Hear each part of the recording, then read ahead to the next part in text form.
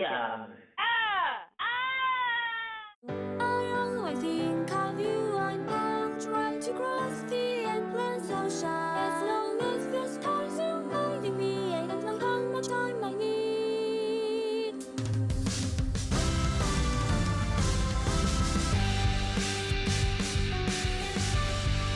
Hi everybody, welcome to another new podcast on YouTube, because God forbid there isn't enough of those already. Yeah, right? We just wanted to add ours to the mix. We wanted to be one of the cool kids on YouTube. So I guess we should start with introducing ourselves. The podcast in question is called Leaving an Impression, and I am one of the hosts, Null Falcon. Hi, Null Falcon. I'm one of the other hosts, Neither or you can just call me Jonathan. We're trying to make this an inclusive and safe space for people to be who they are. So we were me and Null, were just thinking one day that, hey, we should make a podcast, and now we're making it. So that's how we got here. This is our origin story. Yeah. It's a work in progress. In fact, we were probably going to call our podcast that initially, but someone else took the name, so... Yeah, originally no foul. I was just going to call this podcast Gnarf and then just go with it. Because, what is a name anyways? Rose by any other name, just as sweet. Well, I believe you have some experience in podcasting yourself, having done one formerly. Yeah, but that was about video games. I'm ready to branch out. I don't want to be in the world of video games journalism anymore. I want to get out there and, experiment and, talk about my favorite ships in fictional media. Which is probably what this one's going to be about, because we're brainstorming a session for a first episode. We both knew it was going to be very rough and very casual, and then Jonathan wanted to geek out over one of his favorite ships at the moment. Yeah, and that would be Risen 10. Bowiji. Yeah. Other than Bowiji. Although if you think about it, the dynamic is pretty much the same, kind of. Oh, you're just this is just gonna be you exposing me and my tastes. I guess you have free reins, Jonathan. Do you have any idea how you want to start this intricate discussion? Oh yeah, it sure is an intricate discussion. Okay, maybe we should start with some background info first. Okay, hi, I'm Jonathan, and I read BEASTARS. And he pushed me into reading it, although I kind of went kicking and screaming. I'm still kind of kicking and screaming, even though I'm pretty much caught up, although there's still sections of the manga that I haven't read. I am very much how did you put it, Jonathan, before we started, how I'm at odds with most of the popular opinion. You're the contrarian. Contrarian to BEASTARS, but that's something for I think that's something for a later video, because Jonathan wanted to do another episode of a fan cast episode for BEASTARS in general. Yeah. This is a little more specific because it's just on a single ship, but yeah. Yeah, if left unprompted, I probably would just make an entire fan cast of BEASTARS and just talk about it for hours, because I like it so much. It's a nice, entertaining shonen manga, okay, or seinen. I don't know what it is anymore. Sanin, I think, is how it's pronounced. Sanin? That is a thing in Naruto. Oh yeah, so let's start. Okay, so BEASTARS is a manga about animal people, and it is about one animal person in particular named Legoshi, who is a gray wolf, and he has issues, and he falls in love with a rabbit, and it's what is it? I don't know. Conflict. Yeah, conflict. It's conflict because he wants to eat her in multiple ways, but it's he doesn't want to kill her. He doesn't want his love to kill her. He's at odds between his attraction for the supposed dwarf rabbit while also fending off his carnivorous instincts to just eat her. Yeah. If that sounds kind of fetishy, it kind of is because I think BEASTARS is less of a manga series and more of like a almost 200 chapter visual fetish comic by the BEASTARS creator. But that's just my tinfoil hat theory. But yeah, I respectfully disagree, but like we're still able to be friends despite our differences, and that really is the message of BEASTARS in a nutshell. The synopsis of the series is using anthropomorphic characters and their difference in species as a way to commentate on like the power imbalances of society. Yeah, it's something that can have like a lot of allegory to it, but also I think a lot of people gloss over this a lot on how BEASTARS can be just thought of as world building. Just because I guess it's something that can work on an allegory level, but also I think some things in the manga are just kind of the way they are for the sake of world building. It's not an even split though, and like I guess that's another conversation for like another day. But anyway, so I guess with the setting all like stated, get into how like the power couple Riz and Tem kind of fit into this episode. Oh right. Also spoilers for everything in BEASTARS. Sorry about that. I forgot to mention that. Okay, yeah. So this cast or whatever is gonna have spoilers for BEASTARS up to chapter I guess from definitely past chapter 65, I think. And it's definitely not, it's gonna spoil season 2 of the anime since it's gonna go in that direction. Okay, here we go. So Riz is a bear student. He is in the drama club with Legoshi, and he's just kind of in the background for most of the first half of the manga, but then he gets a greater presence in the second half. Okay, so in the beginning of BEASTARS, a alpaca student named Tem was eaten by a carnivore, and his mystery was the mystery of who killed him. It was just kind of left up in the air for a while because Legoshi had a lot of things to work out with his rabbit girlfriend. But then suddenly Legoshi needs to find out who killed Tem, and it turns out that it was Riz. And Riz just has been hiding this fact. He's been hiding under everyone's noses for the whole semester. And then what happens? Oh yeah, so like Legoshi is like, I have to fight you, Riz, because you killed Tem. And then Riz is like, you need to butt out of my business. Me and Tem were best friends. And so how Tem died was because Riz is a bear, and in the BEASTARS universe, bears who reach puberty or get like at least 2 meters tall have to start taking strength restraining pills mandated by the government, which is pretty fricked up in its own accord.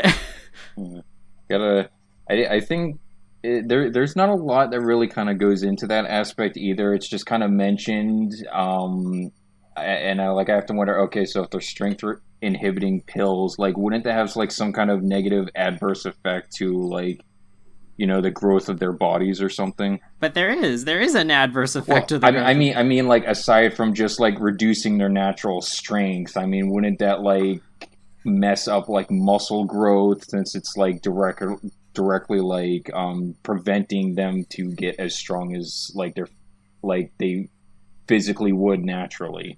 Yeah, that's what happens. Yeah, I'm just saying like that part of it's kind of glossed over a little bit. Oh, okay.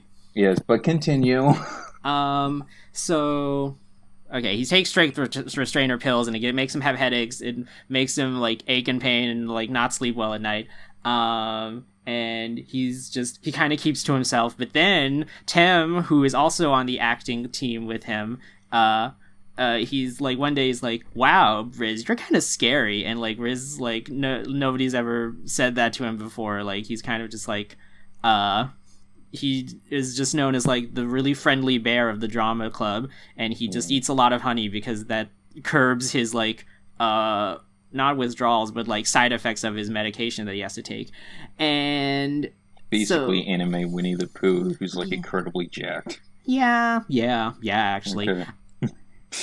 And he's just, I also really like Winnie the Pooh, so maybe this is where this interest comes from. So he's like, you're really scary, and Riz is like, wow, no one's really been honest about that before. I thought everyone was just kind of afraid of me too. And Tem's like, we should talk more, man. And then so they started eating lunch together, and then he's like, wow, I didn't know bears had to take these supplements. That's weird. And I was like, so why isn't this common knowledge? Is like other species like puberties like suppress information by the government? Like, what kind of dystopian world are we living in? And so he's like, we should talk more, Riz. You should let it all out. You know, it's not good to keep things bottled up. And so that's what they do. They just start talking more. And this is only one chapter, by the way. Their relationship is just kind of like explained in one chapter, and that's it. But that's I'm a grubby rare pair chasing hooligan. Yeah, and it just really resonated with me how they just kind of sat on that bench next to each other. It was like, it must be love. It's like that one. I don't know, I can't remember. It's like that one screenshot from Bob's Burgers where it's like the bartender's like, oh, aren't they so in love? And then Bob is like, they're certainly sitting next to each other. Yeah. I could probably summarize like 99% of like, you know, every ship like in fiction and fandoms. Yeah.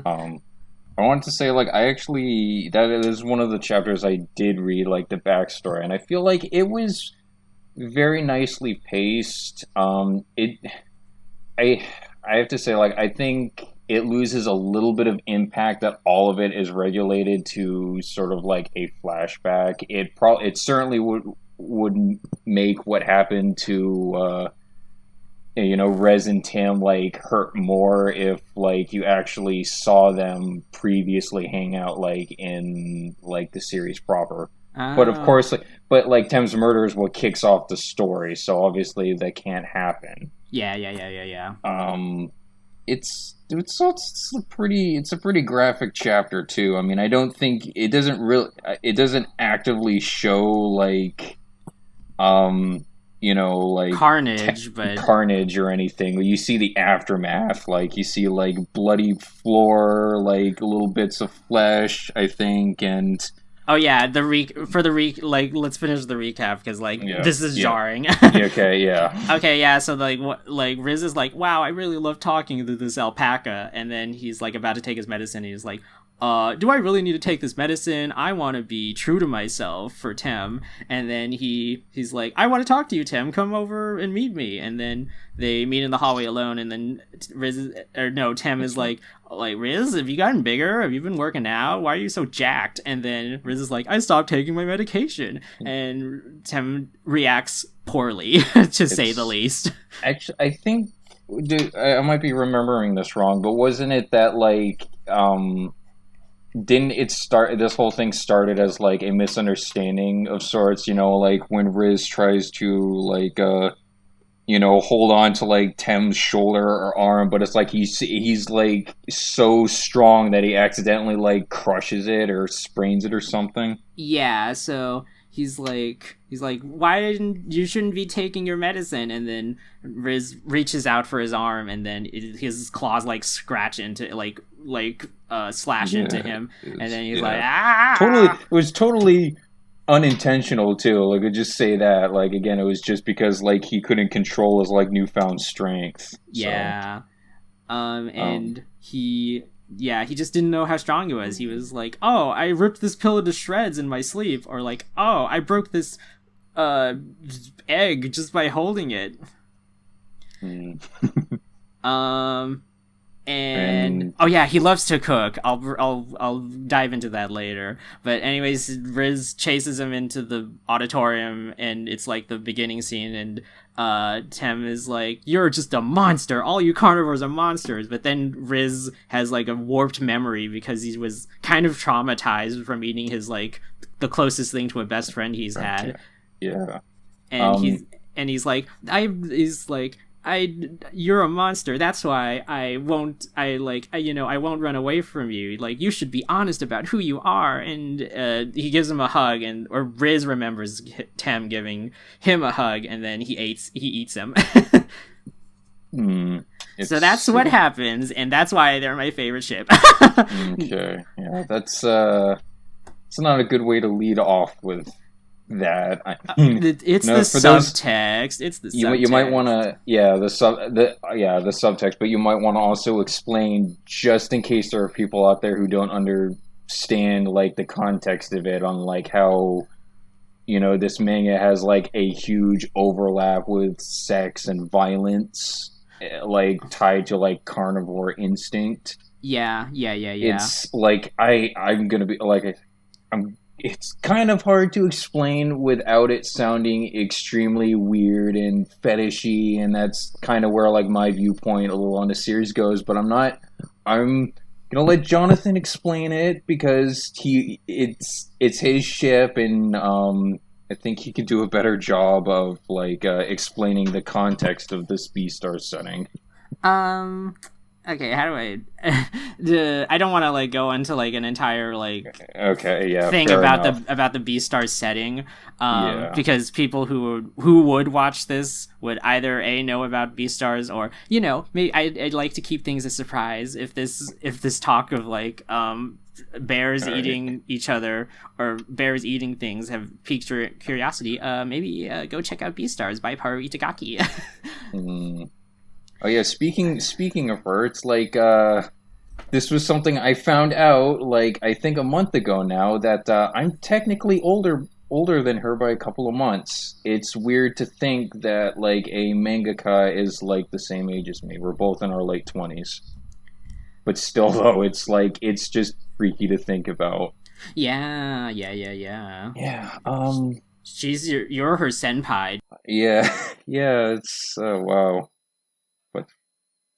Senpai. Wait, senpai. Doesn't that just?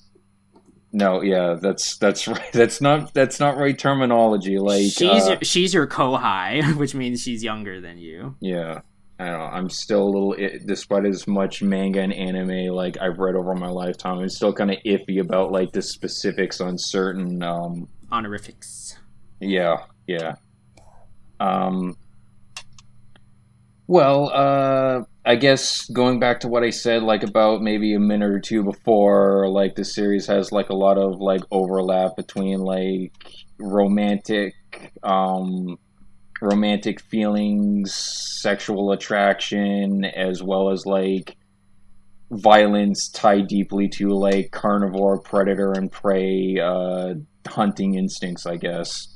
It's something where I guess you'd have to like read the manga itself to like formulate a good basis. But how this kind of plays into like Tem and Riz is that I believe it's sort of like Riz is feeling ashamed of like his perception by other people, I guess. Like like almost in a completely different way than Lugosi, because like he's ashamed of his carnivore ways. He thinks of himself as like a monster. Riz kind of accepts that he's just naturally a giant hulking like bear, and what initially attracts, or I guess what like initially attracts him to like Tem is that, you know, Tem is like the first person that's being honest and saying it's like, you know, you're not really that cute, you're like a hulking like carnivore bear, and it's like that scares me a little bit. And he's saying wow, like Riz sees, unlike everyone else, he kind of sees me as like my real self. I should point out, like, Riz isn't particularly malicious either, despite the contrary of like, you know, how this whole manga starts off. It's like he didn't start off as like, you know, a serial killer or someone who wanted to just maul people. either. Yeah. He's actually quite amicable and pleasant under, like, you know, the circumstances we see him in, like, the flashback. So it's sort of like his growing attraction to Riz was based off of, like, the first person seeing him for who he is, and this is kind of where a lot of the gray in the BEASTARS world kind of shows itself, because I think like how TV tropes listed it is that, like, Riz stopped taking his strength enhancer pills because, like, he thought his friendship that was developing with Tem was, like, enough to allow him to control it. Yeah. He's saying, I don't need to take these anymore. It's like they give me headaches. Like, as long as I have Tem, then I can, like, just push through it. It must be love. Unfortunately, that wasn't really the case. Yeah. So, I'll give the reins back to Jonathan. So Riz and Tem's relationship is just kind of really ambiguous, because a lot of it might have just been, I think at the beginning it might have been just genuine friendship, but over time, like, especially after Tem died, Riz kind of made his own sort of memories and warped them into such a way that would fit his narrative, to, like, because, like, it was a traumatizing experience, and like how do you live with yourself after eating someone that you knew, or killing someone rather. I mean, he did eat. Okay, anyway, that's where it's interesting, because, like, there's I think there's, like, it's obviously a bit of drama and anguish to it, and, like, that fan pairings or just shipping in general, it's like people eat, like, drama and angst up. Like, it's angst. Like, yeah, like, it's, God, what's a good metaphor for this? Like, they eat that shit up like it's, you know, free candy. Yeah. There's nothing fuels a ship dynamic than, like, you know, complex relationship or just drama. And I think there's obviously there's the size difference in play. Yeah, Jonathan loves a size difference and, like, a lot of his pairings. Yeah, I like the contrast. I guess it's just the feeling, like, regardless of, like, I guess, like, in your opinion, like, whether you want to be the person who, you know, protects and cuddles, like, your other or, like, you're the person who feels like you want to be, like, protected, embraced, you know, the whole height difference is kind of like a physical conclusion to that. You know, you got, like, the big, strong, you got, like, one of them is, like, big and strong, taller, they can help fight off any danger that their other might be in, or you got the other one who's, like, smaller, they're more gentle and kind-hearted, they got, like, that part of the embrace for the relationship going on with them. So yeah, and I think there's I think just Riz is not really he gets a couple of chapters to himself, but other than that, his motivations are just kind of, like, he's largely in the background. Like, he doesn't commit any other murders. It was just him. So I like to think he was just. I like to think he was just. Kind it was of an accident. Yeah, it was like a accident, and I have to, like, pull from TV tropes again, because, like, they said it best is that, like, Riz's story can best be summarized as, like, a coming out story gone horribly wrong. Oh yeah, so to speak. And it's like, you know, like Jonathan said, it's like he wasn't committing any murders afterwards. It's like it just kind of happens. Like, he's still in denial over what happened. Hence, like, why he kind of sugarcoated his memories. And I think it was only, like, being discovered by Lugosi and Pina that, like, I guess Riz was gonna try and, like, murder them both, but just to cover his tracks, essentially. Yeah, and to, like, preserve his memory of Tem in, like, his twisted way. Although like, that can be debatable a little bit too, because, like, Riz does some like needlessly cruel things like to antagonize Lugosi after this is found out. Like didn't like this has context to it, but Lugosi's like going through like all the lockers of like the drama club, and like I think drinking from like everyone's like every predator or carnivore's like water bottle to just see if he can like taste or smell like Tem's scent, I guess. Yeah, and, like when he gets to like that's also because Riz gave Lugosi his first kiss. They Frenched like hard. Yeah. But like before that happens, it's like, you know, or like Riz caught on to what Lugosi was doing, and he just like absolutely crushed like his water bottle in his locker as if to send a message. Yeah, I think that actually happened afterwards, because like it was like because Lugosi was like, so I think someone here killed Tim, and then everyone was like, what? That's crazy. And then after that, he got attacked by Riz at night, and then Lugosi like Frenched with Riz, and then Lugosi was like trying to find different ways to figure out who. Because, like, wolves have, like, and canines have, like, a scent vault or whatever. It's, like, Lugosi's thing. And then he's just trying different ways to, like, jaw strength. And he was just trying to remember the taste of the saliva. Yeah, it's, like, I just want to say, it's, like, you know, move over, JoJo. Like, BEASTARS is the next big, like, manga panels and, like, dialogue taken out of context, like, king of, like, manga. Yeah. I still laugh at. I'm gonna put my finger in. I'm gonna put my finger all the way in. Yeah. Lugosi's fingers are causing me pain. Yeah. He saved his best friend Jack the Labrador's life by sticking his fingers down his throat. And that's as much context as. Yeah, fingers in his mouth. Oh man. Yeah. So. For those who haven't read the manga, just wait till you see the context for that.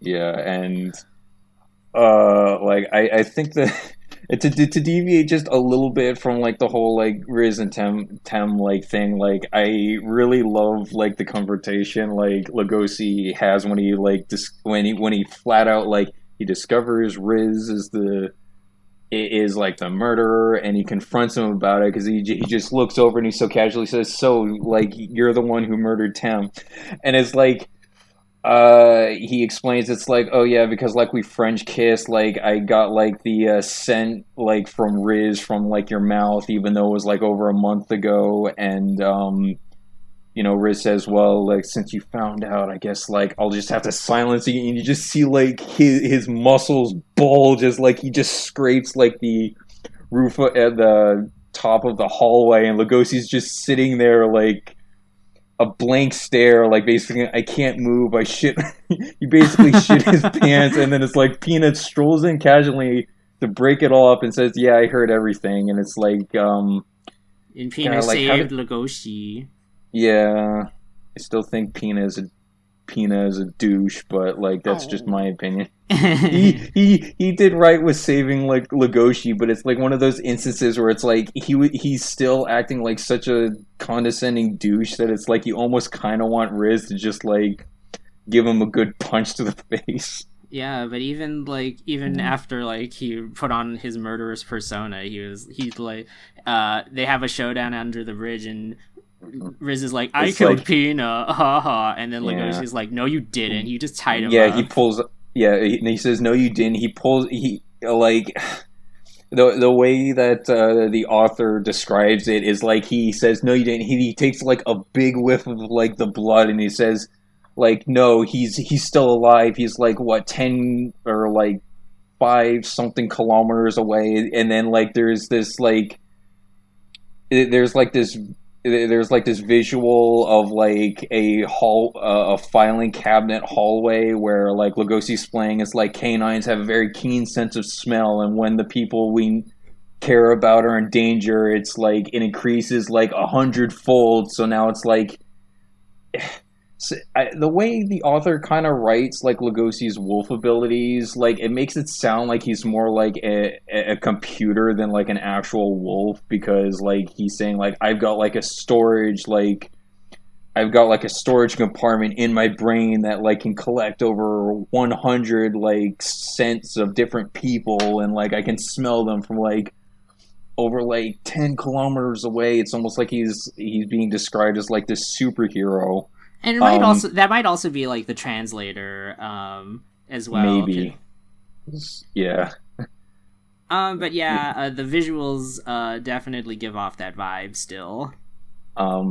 This is something I kind of want to say too. It's like, I'm wondering, given the situation, why didn't Riz just kill Pina? Because like that was the whole point of having the showdown with Lugosi, to silence the two people that knew his murders.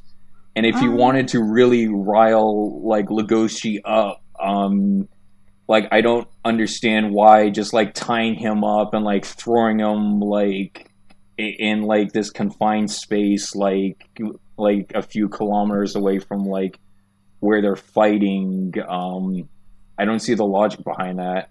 I guess it's like no, go ahead. I was gonna say it's just like part of that ambiguity again, like.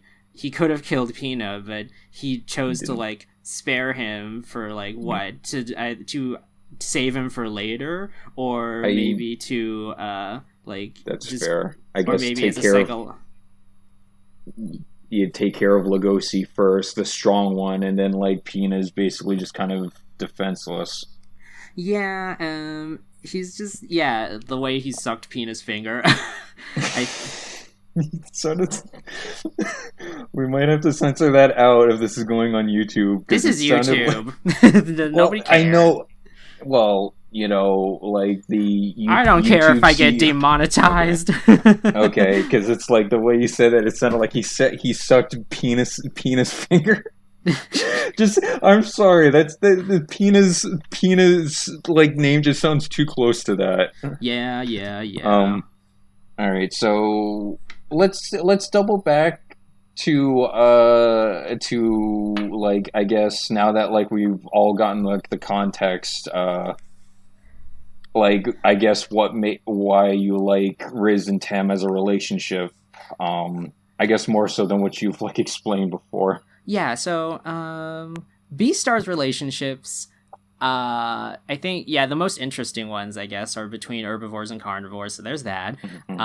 Kinky. And there's not really any gay or LGBT relationships, like, of major characters. Yeah, there is a lot of homoeroticism, but... However, there's like not a, so imagining like this, like my fan pairing is just very life affirming to me, so that's one reason. There's like, it doesn't really have to have had like a canonical basis. There was just the subtext, so I just latched onto it as usual. Also, there is, I think it's go ahead. It's just the potentiality of these two characters. Like, these are the two characters that kickstarted the entire series, like the entire like chain of events that at the very beginning of the story. So, but we don't really get to know too much about them other than there's like a lot of there's a lot of potential to fill in like all the blank spaces, which is something like a lot of people like to do when they have fan pairings or ships. It's like it's sort of paradoxical in that way, because it's like, you know, people who are in like a fandom shipping community and ship like characters together, they always desperately want like their ship to be canon. They want it to be popular, so there's like a lot of content. But at the same time, it seems a lot of people like to latch on to characters and pairings that either are not not canon, or don't get enough like spotlight, because it gives them more to work with, saying like I can just insert like my own like I can insert my own writing and headcanons into this and like write it how I want because there's like enough room for like interpretation, I guess. And like that also kind of heavily applies with Riz and Tem. Um, although I'm kind of neutral like on the pairing because like I don't really ship anyone in like BEASTARS. Like I can very much see where Jonathan's coming with it coming from with this pairing because for what we do get, even though it was just a chapter or a flashback chapter, the potential of like the pairing was pretty great because it could also be like a friends to lovers sort of thing, or it's like in an AU or if things had gone differently and Riz I guess didn't stop taking his medication or like there was some other way like they could have gotten together, although not to bring this up since that defeats the purpose of the podcast. It should be mentioned that Tem did have a crush on like this female alpaca and was she in the drama club or just in the school? She was in the drama club. She was one of the actors. Her name's Els. I guess, yeah. Oh yeah, and Tem was supposed to confess to her, but he got killed before we could get the chance to do it. Yeah, which I guess could fuel more of like the angst and drama potential of the pairing as well, because like you could like write in it's like whether it maybe it's just a crush for Tam and and like if they got together they wouldn't be interested, or it's like Riz would fall into depression because it's like, oh, like the person he loves like is in love with someone else, or I mean you could do a lot with that with like that dynamic. Yeah, I wanted to be like Riz, like in this like pseudo AU I keep thinking about where like Tem survives and he just becomes better friends with Riz. Riz becomes like a wingman and he gets close to Els to like try and help Tem out, and it's like that classic like I'm in love with you but you're in love with someone else, so I'll help you fall in love with them, but then they think that I'm falling in love with them but I'm actually in love with you. Yes, the wingman who wants to be the object of desire. Yeah. I mean, you could also like throw cooking in there too somewhere, since it was like established he's like a cook too. Yeah. Riz could star in his own cooking anime, and Tem could be his assistant cook.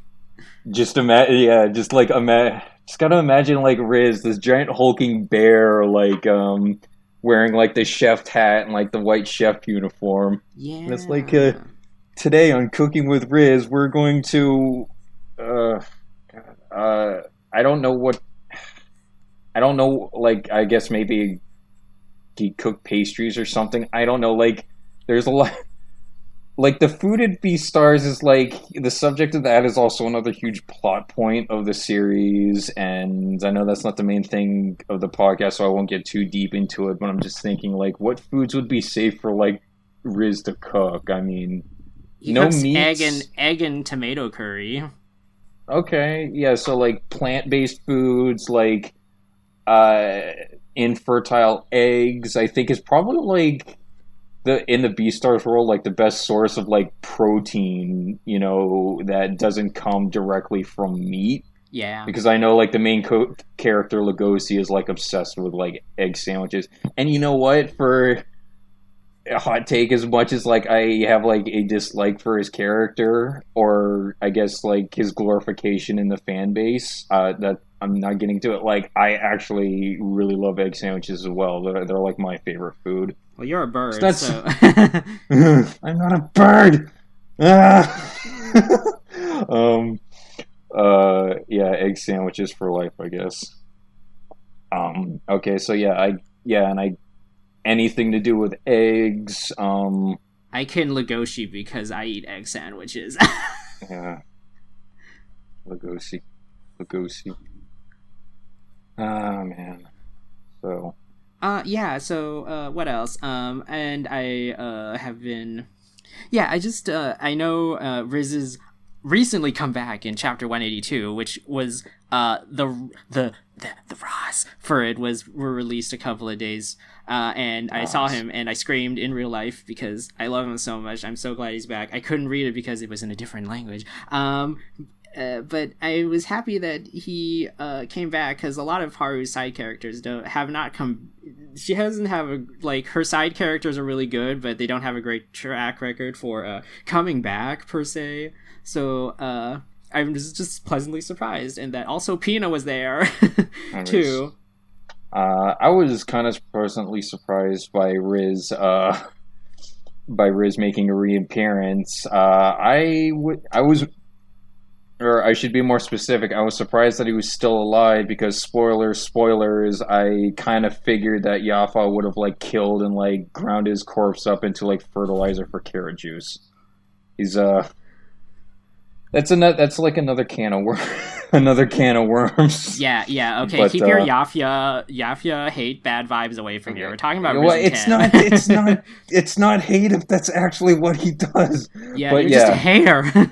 What were they saying? I just really I think the potentiality and the way that the way I envision them is good, and that's why I ship them. And there's oh, okay. Oh, use the restroom, so I'll have to keep talking. Okay.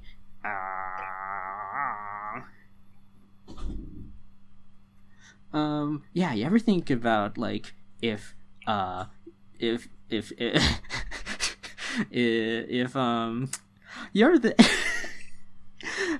you ever think about Tem being the dominant?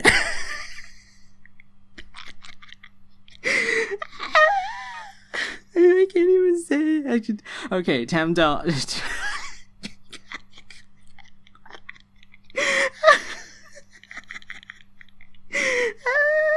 what was it? Okay,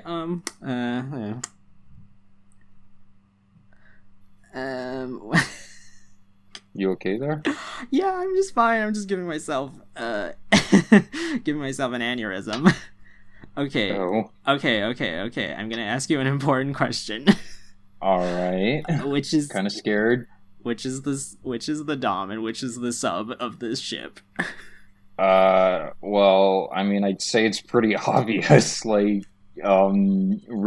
is the dom, Tem is the sub. But what if they were reversed? I mean, man, it's I would think Tem would have to go some ultra testosterone awakening during his puberty. Although because Cherryton is Cherryton. Yeah, it's a high school, so I guess maybe some late they would be at the age where they probably are experienced it, but some of the late bloomers are still going through it.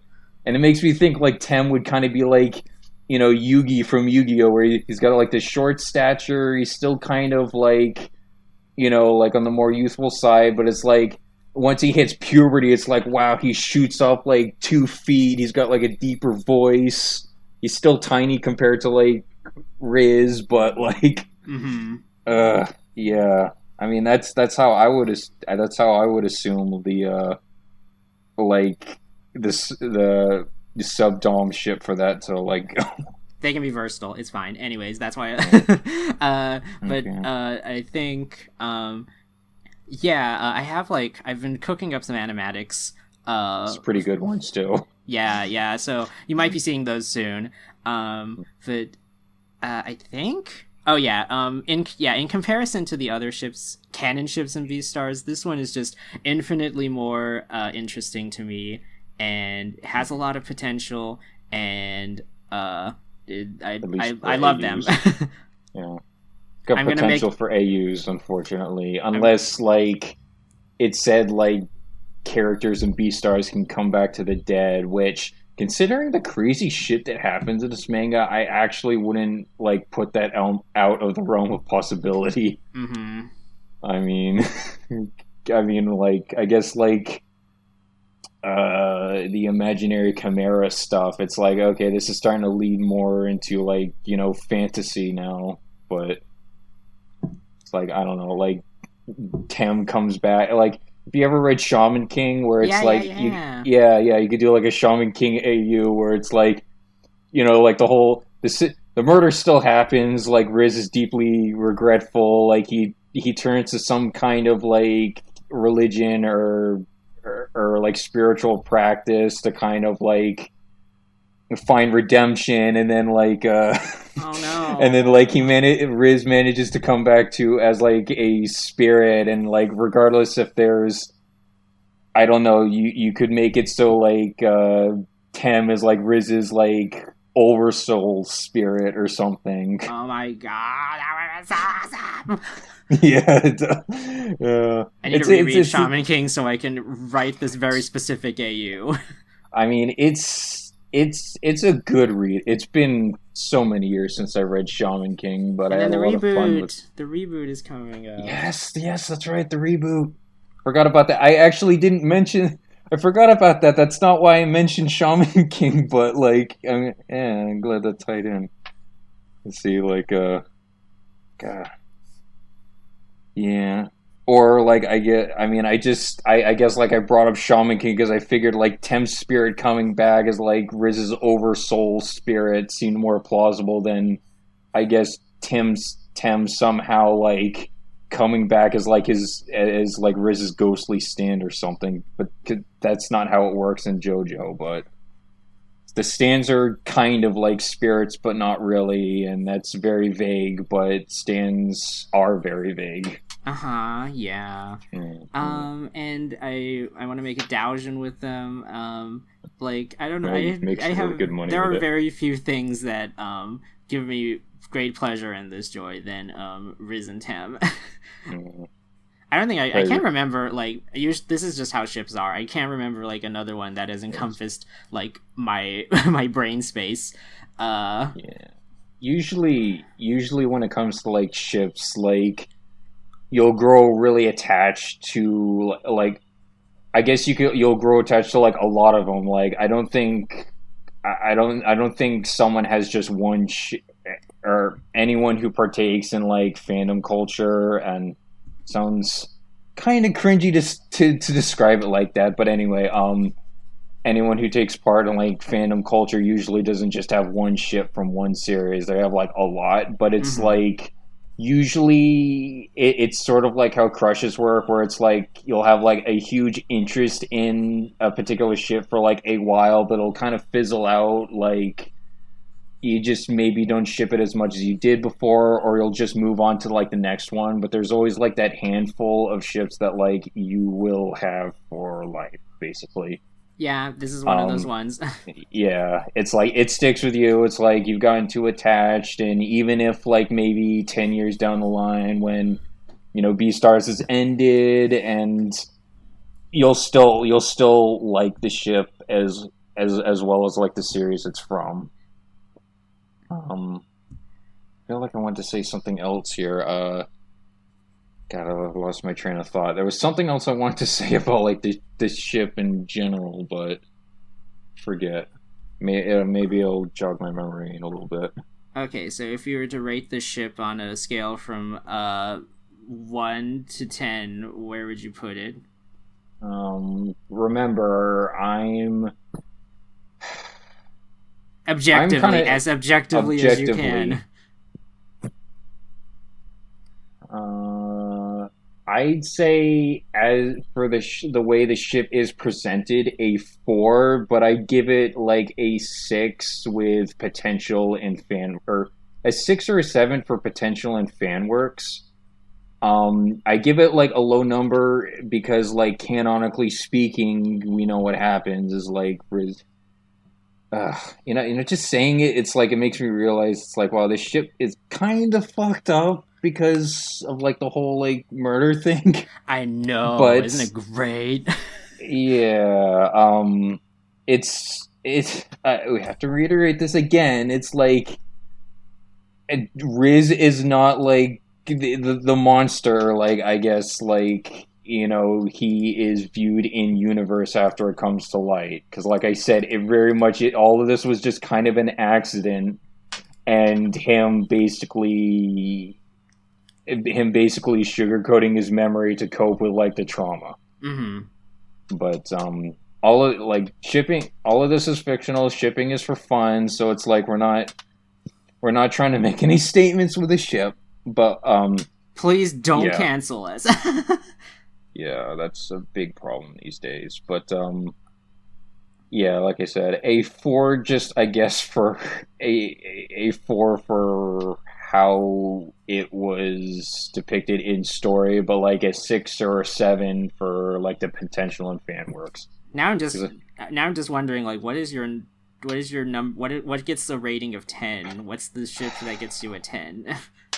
I'd have to say, like, it's a ship that has a lot of work put into it, where it's like both parties, or it feels like the ship developed naturally. It's something the bond is something that strengthens both parties, lifting them up in some way.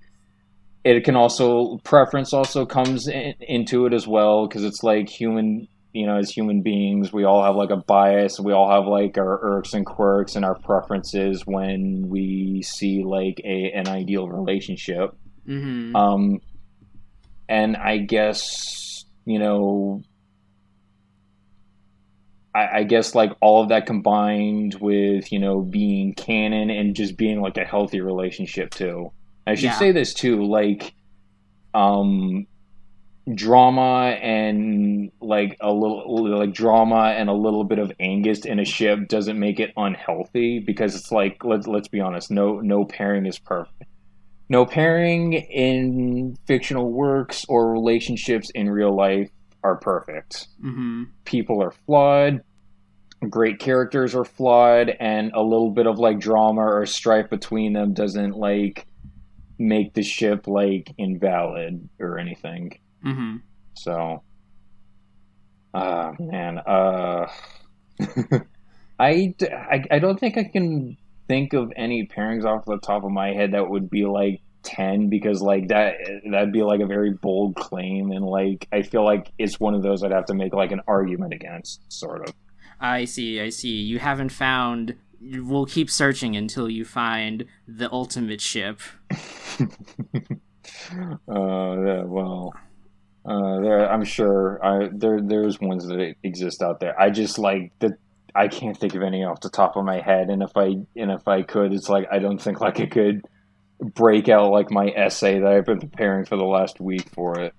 Well, I think we'll have to save that for next time. All right, yeah. Oh, but first, let me... Yeah, it's been an hour already. That felt like nothing at all.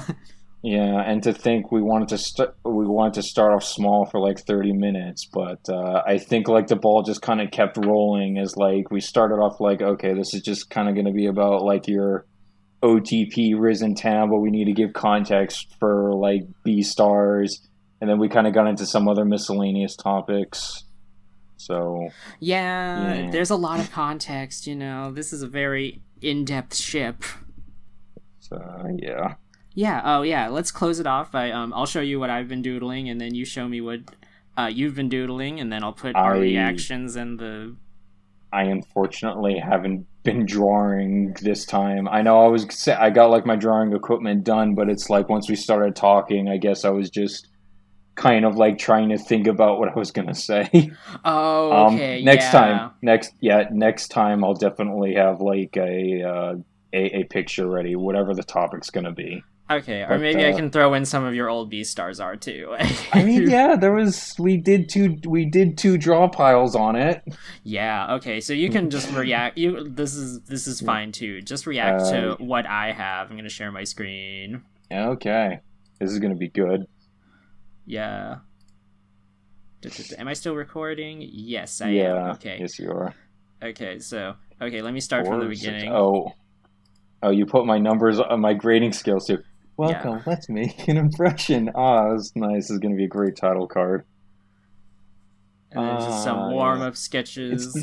it's the gang. Like there's Riz. There's like four or five different versions of Riz. There's That's like Riz, that's Ruz, that's Raz, that's Ruse, and that's Roz.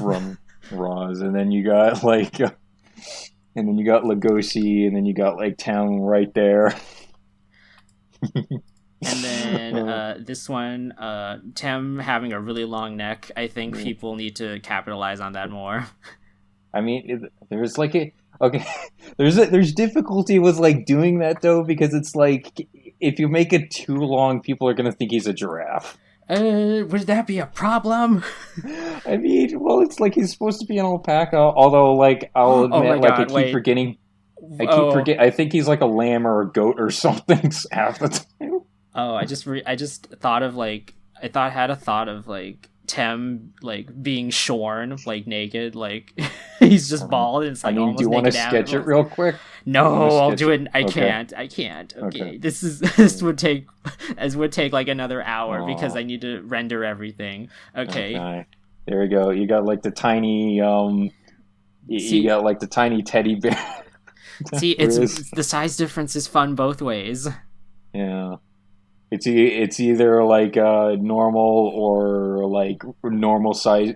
It's either normal sizes or Riz being normal size and Tem or like a Tem being normal size and Riz is just like a tiny possessed like teddy bear. Or it's one of those pieces where Tem is like giant and Riz is normal size. Okay, moving on. Okay. And you draw a lot. Kiss the. Oh man, that's nice. It's cake. It's cake. It's his favorite. It's Tem's birthday. I need to celebrate Tem's birthday. I need to put it on my calendar. Wait, does he have an established birthday? I don't know. I'm sure he does. Every Japanese anime has like birthday lists for their characters. People celebrate fictional characters' birthdays, so they have to find it out somewhere. I mean, I get okay. I mean, they do for some of them. Like, I think a character has to be really popular or ingrained in like the and like the mainstream like pop culture of Japan for that. Yeah. I know that I want to comment on your picture real quick, but I know that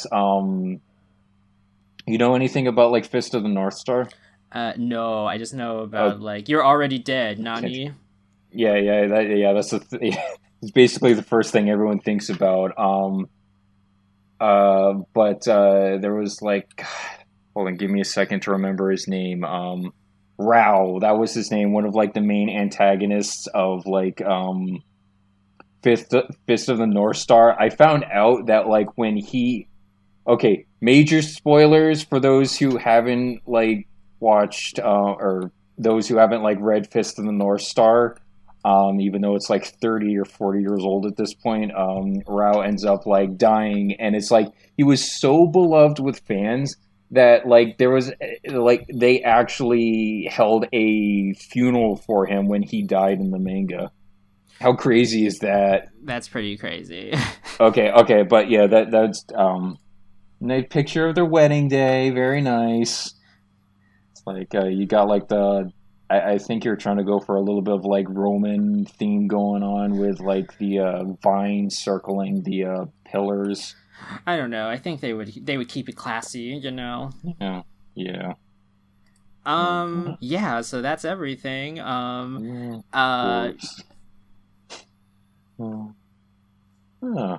was nice. This was a nice first podcast. Yeah, I think so too. It was. Or I don't mean to speak over you, but like I think it takes a little bit to start, but it's like once we got like the flow going, it was like pretty easy. Yeah, now I just gotta edit it and compile it all together, and we also have to do the call to action. So whoever's listening to this, Nathan, if you're listening to this, you should read BEASTARS. Jamie, read BEASTARS. Who else would listen to this? Joshua, if you're listening to this, I'm sorry. Devin, please read BEASTARS. Everyone whoever's listening to this, if you haven't read BEASTARS, what are you doing? I don't know what to do with you. Any shout outs you want to do? No, I'm pretty much a nobody online, but it has its perks. I mean, maybe after this, I'll gain a little more traction. But I guess like anyone who watches this, I hope you enjoyed it. Like we're gonna shuffle from topics and like formats a little bit. So stay tuned for the next episode. Yeah, it's freeform. It's like jazz, baby. Yeah. And I know there's like a Googleplex number of like podcasts on YouTube or Twitch or the iPhone store already, and we thank you for taking the time to listen to ours. Yeah, thanks so much. Subscribe for more conversations about fictional ships. If you have a favorite fictional ship, send it in, and maybe we'll talk about it. Maybe Chase will give it a rating. Yeah, oh man. Yeah, you can follow us on whatever. I haven't made any social links for this podcast yet because it's so new. It's so brand new. Maybe I'll re-record an outro once I like finish setting all of that up, and then I'll post it at the end of this. Hi everyone, this is Jonathan from editing, and I'm here to give you the outro that I said I would do. Hooray!